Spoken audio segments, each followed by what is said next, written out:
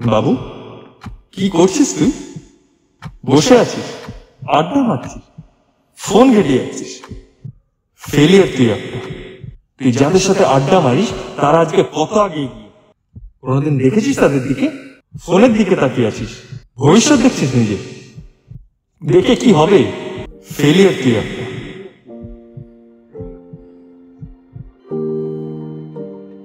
না সৌরভ, না, পারবি তুই। অনেক হয়েছে। এই লেন্সের হাত ধরেই তোর পথ চলা শুরু হবে। গল্প সত্যি হবে। গল্প এখানেই শেষ নয়। পারবি তুই, এগিয়ে যা।